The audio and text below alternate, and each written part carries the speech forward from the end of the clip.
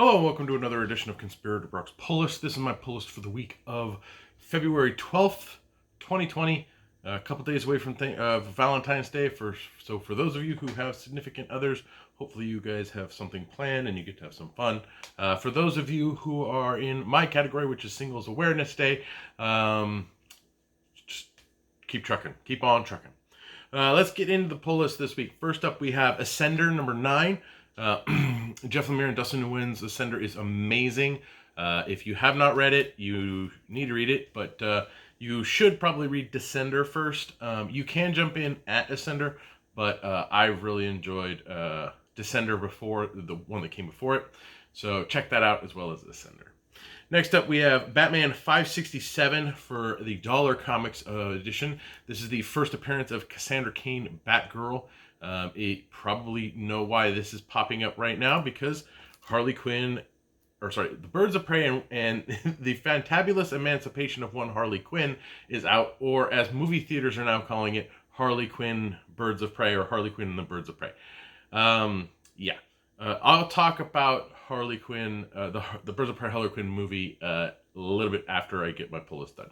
But the movie came out, so there's a bunch of stuff coming out that kind of connects to it. So next up, we have Batman and the Outsiders number 10. Brian Hill's done a great job on Batman and the Outsiders, especially with a Ra's al Ghul story. Can't wait to see what happens in issue 10.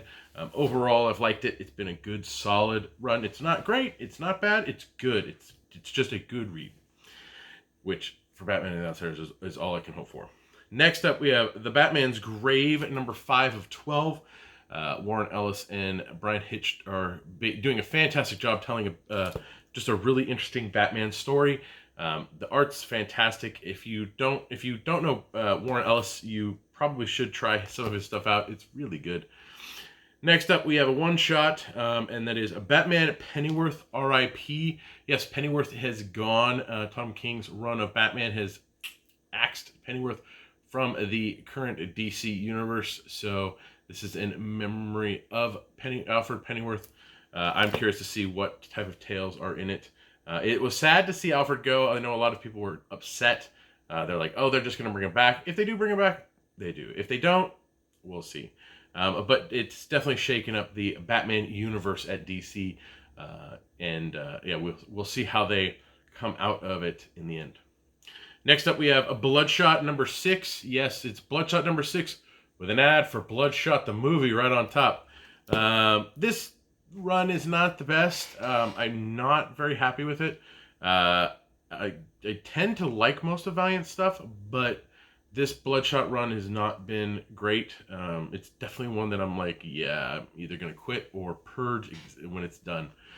Which is a shame, because most of the stuff that Valiant has released since they've come back with Bloodshot has been fantastic. Next up, we have Catwoman at number 20. It's Catwoman. It's Joelle Jones. It's amazing. You should pick it up, period. Next up, we have The Flash number 88. Joshua Williamson's doing a fantastic job with Flash.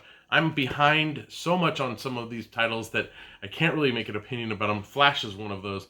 It still comes out twice a month, and I'm like 2 months behind, so I'm now 4 issues behind on it.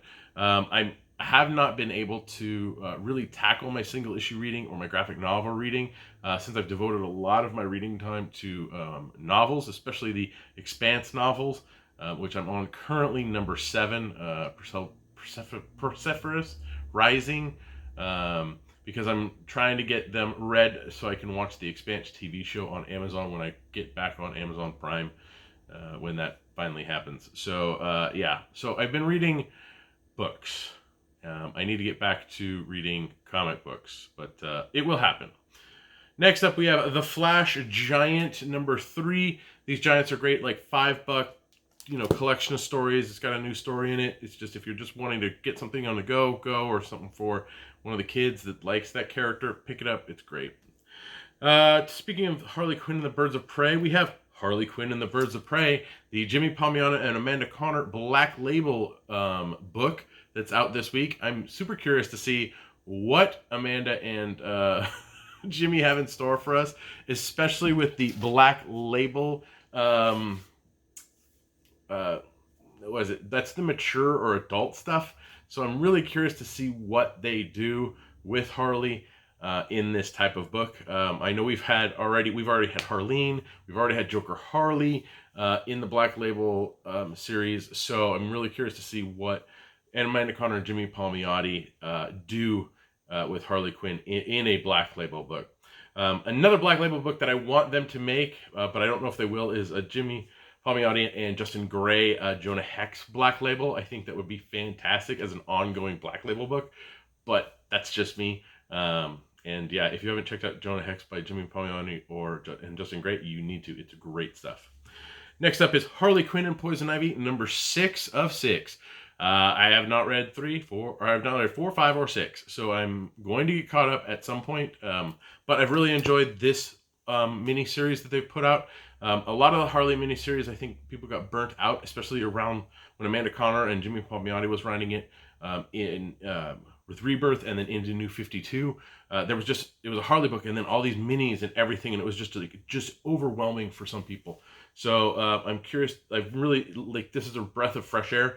It comes off of the heels of Heroes in Crisis, so be aware of that if you do pick it up to check it out. So yeah. Next up, we have Hawkman number 21. Hawkman's still infected, so we'll see what happens there. And yeah, I've noticed the infected and You're the Villain stuff has started to drop off of the DC titles. So I think we're transitioning out of You're the Villain. And we're going to get something soon. May is coming up, so be ready for it. Next up is an IDW book, and that's Marvel Action Spider-Man. This is the kids book that Marvel doesn't publish. Huh? So yeah, but my son wanted a Spider-Man book, and so I picked that up for him. Next up, we have Ray or Raw number 4. It's good. It continues the rest of the Raw or Ray stuff. Again, I'm curious to see how that Bloodshot movie does, since Valiant is really the only other major independent company that has a shared universe within the publishing house. So we'll see. Next up is Stranger Things Into the Fire, number 2 of 4. Jodie Houser's done a great job expanding the Stranger Things universe in these miniseries that she's done. She's done 2 already, and this is the 3rd. I'm enjoying it. I like Stranger Things, and this just adds more to it. I'm tempted to read the novel that they've put out for Stranger Things. I'm not sure. It's kind of on my list.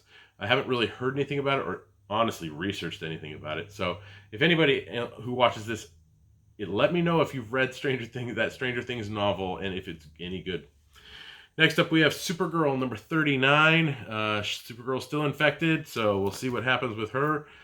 Some of the infected stuff is kind of Supergirl is really starting to suffer. I think that's because Jodie Houser came on after a decent run on Supergirl, and it's kind of hard to capture the essence of a character, especially when you pick up a character and they're affected by what's going on in the DC universe. So I'm going to give Supergirl a little bit more of a shot to see if Jodie can kind of hone it and get in there once we've cleared out with that infected stuff. So we'll see. Next up is Superman. What can I say? He's revealed his identity. That's all I know. And I need to read issues 18, 19, and 20. There's also the Superman Heroes one-shot that is basically coming off of he reveals his identity. So I'm curious to see where this takes it. It's supposed to be, according to the bottom, the future of the DC Universe begins here. So it might be something greatly important. It might not. But who knows? But it's Bendis. It's Superman. We'll see. Next up is the Terrifics number 25, extra-sized anniversary issue, because they lasted 2 years. I don't know. Terrifics is rough. I'm hoping that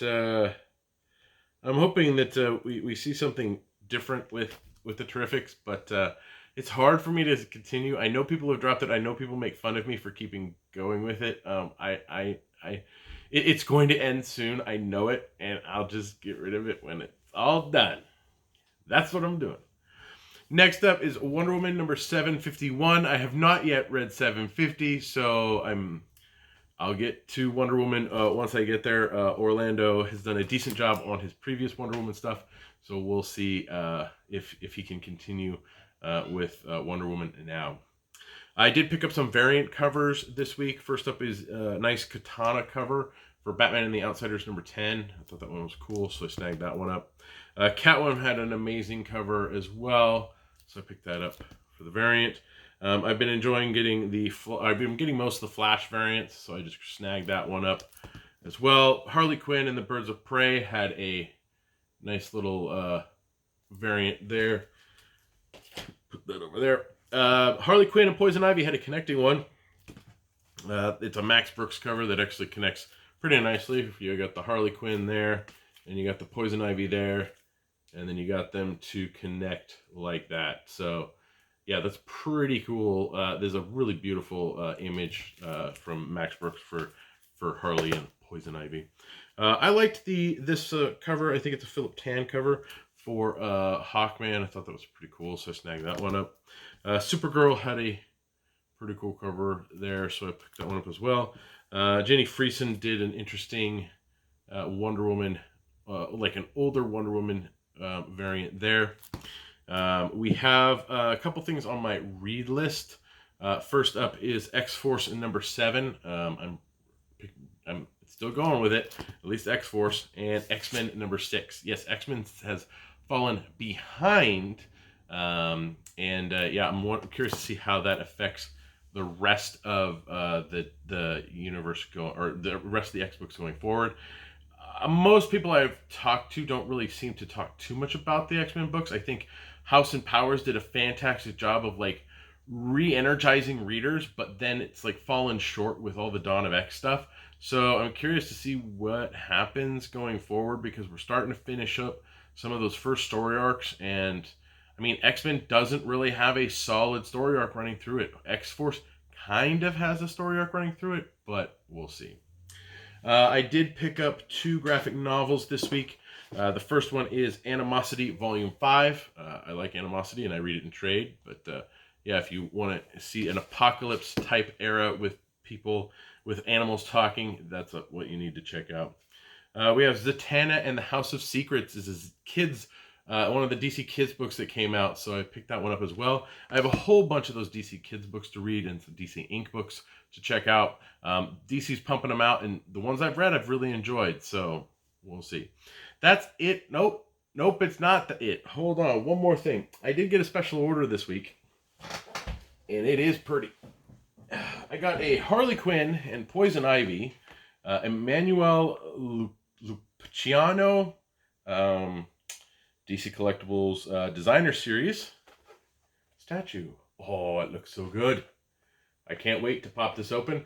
I know I've been really laxed on getting those unboxing videos up. I have like, they're all over here for me to unbox and show you guys. So I know I need to get to that. So hopefully this weekend or soon I will be able to get this for you guys. So that's it for this week's pull list. Please like, share, and subscribe to the channel. If you want to listen to me a little bit more, you can go over to, or you can follow, or you can listen to the Comics Conspiracy podcast. We just finished recording episode 440, where we talk Birds of Prey and one Fantabulous, and the Fantabulous Emancipation of one Harley Quinn. I personally was kind of middle of the road with it, but there's more on the, we talk about it more on that, so click on the link in the description below. That'll take you over there. For me, it was, yeah, it's a middle of the road. It felt like, it honestly felt like a crazy Harley Quinn, John Wick style movie that didn't hit Deadpool humor and had, like, it necessarily wasn't aimed at, like, I enjoy Harley Quinn. I enjoyed the movie overall, but it wasn't like, oh my God, this is so amazing. I think they were trying to target a different audience or expand the audience, and that's perfectly fine.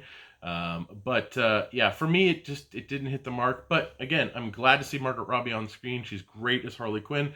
Everybody else did an okay job. I didn't really have too many complaints with characters there. But listen to the episode and you'll get a ton of more comments from not only me but my co-conspirators. You can help me and my fellow conspirators out through Patreon at www.patreon.com/comicsconspiracy. For as little as $1 a month, you help us with hosting fees, getting food sometimes, and getting products. So thank you very much to all of our backers. It helps out immensely, especially when it comes to getting some stuff. Comic books are not cheap. You can follow me on Twitter. My handle's at Brock Sager. Please leave any comments down in the comment section below if you have questions, what you're picking up, all that great stuff. I try to interact as much as I can on here. I need to get better at it. You guys need to hold me to it. So thanks for watching. And yeah, I think that's pretty much it. Did I forget anything in the outro? Sometimes I forget stuff in the outro. Well, I don't know. I can't remember, but I'll see you next week.